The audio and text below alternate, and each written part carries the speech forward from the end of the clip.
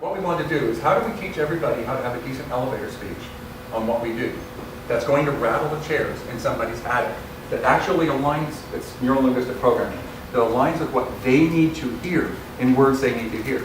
Because we know when we talk about cataloging, that's something Sears does. We know when we talk about reference, that's something HR people do when they're hiring. We know that we mire ourselves in the opposite of the right word.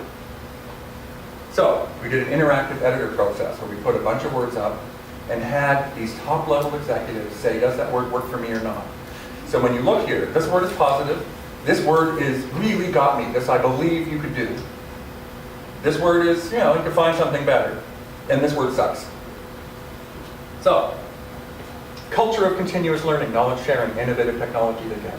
So Web 2.0, they're ready for us to talk about innovations in technology. Access to networks, information literacy, these are all great words. Look at what they hate. Special libraries, if you can't read it from the back of the room. It's, special needs, special Olympics, special education, special libraries. If you go look at this stuff, anybody who thinks that the name of the Special Libraries Association is a good name after this research, or uses the word special libraries, just doesn't get it, or is in deep denial. It's like people can be in deep denial. We see people with anorexia, thinking they're fat. We see people in the mental institutions who think they're Napoleon. And we probably can find librarians who think it's a really good idea to call myself a special librarian. But it's just that. So now, does knowledge value-added intelligence? This blew out of the box for us. They love the word intelligence versus information. That's the added value. Competitive intelligence, value-added intelligence, business intelligence, making intelligent decisions, it works. They didn't like knowledge navigators. They didn't like the word management and dissemination, because dissemination is one of those words that librarians use. They didn't like incorporating Web 2.0 technologies. That doesn't mean that doesn't mean that Web 2.0 technologies are wrong. It means your lead foot is not the technology, it's the value you add. And we got to make sure we're positioning ourselves as strongly as possible for the value we add. Provide insights and identify trends, facilitate good decision making, expert analysis, create competitive advantage. These are all hugely high things that they want to hear. Strategic advisors and growth advisors was too far reaching for us.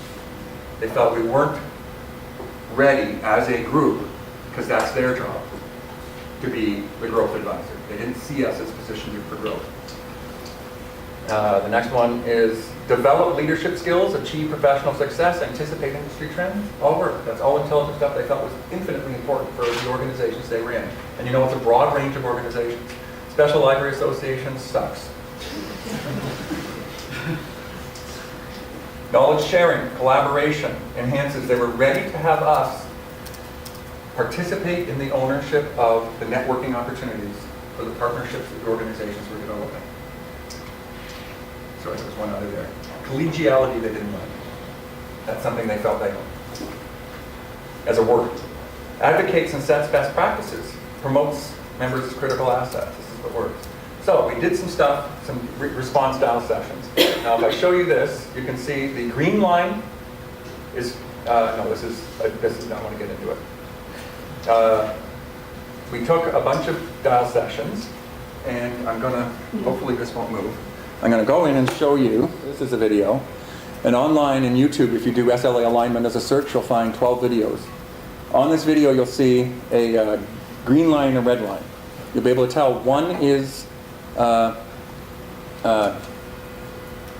bunch of information professionals in these testing groups watching SLA leaders talk about the value of libraries, and sometimes for good and sometimes for bad. We do it.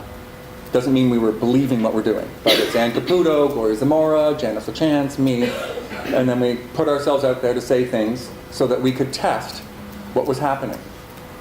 And when you look at the line, you'll see one is what the information providers, information professionals, librarians thought of the words, and was it making a difference to them, and one was the end users, the C-level executives, and whether they thought it made a difference to them.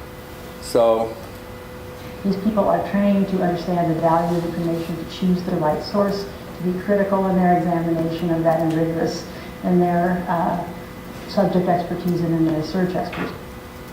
So you can see the way she was describing stuff going up. And it is where we have missed by not showing what we actually do, because we make it sound, look so easy, that we go out, we find this information, we bring it back, and we give it to them. It's exactly what they want.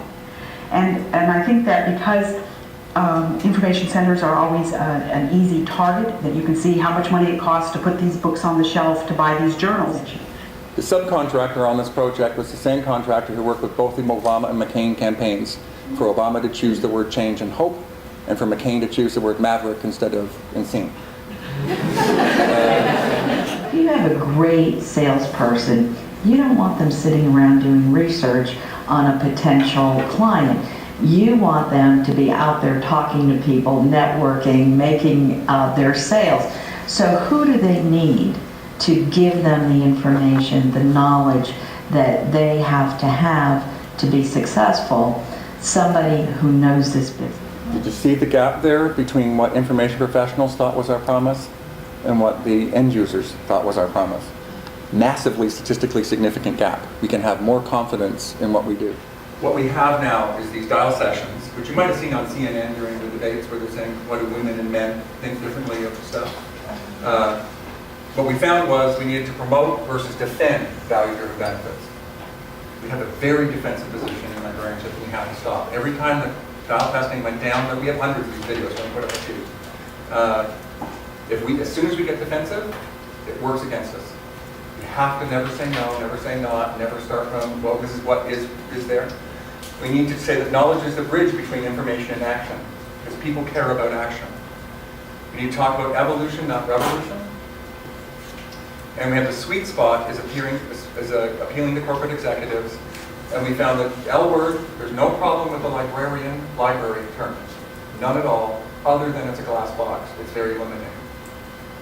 So if we want to have the widest opportunity, which is what Rutgers and CIS and the iSchool at UT are all doing, is how do we say that we're educating for the broadest range of opportunity in the information knowledge-based economy? And that L is part of it, but not the only part of it. How do we focus on the critical assets, bottom line advantage, competitive advantage, and knowledge sharing, professional success, global networking, and advocacy? How do we take our positioning statement, our vision and mission, our core values, and our key messages and line them up with what's happening? And then how do we prepare our members for what needs to happen?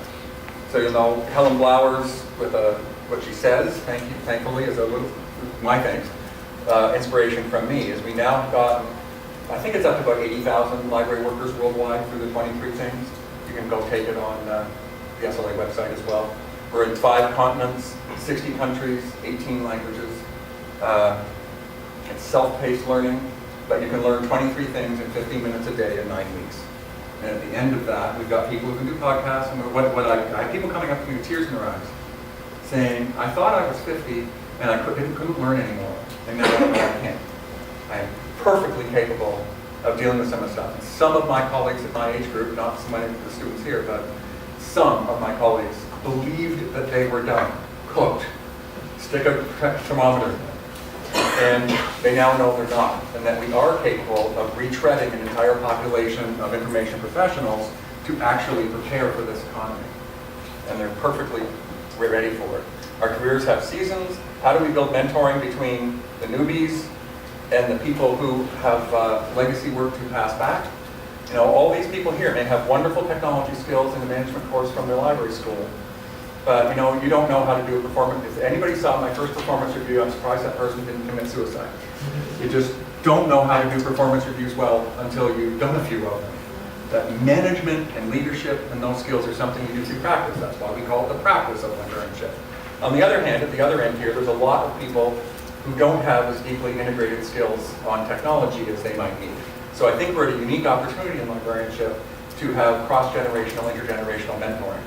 That where each one of us has something to contribute. And most of the librarians are in this space, and most of those librarians have very deep skills on the soft skills to do things. So we know good strategic planning and budgeting and all that stuff are soft skills. So go on to Learning 2.0, there it is in SLA.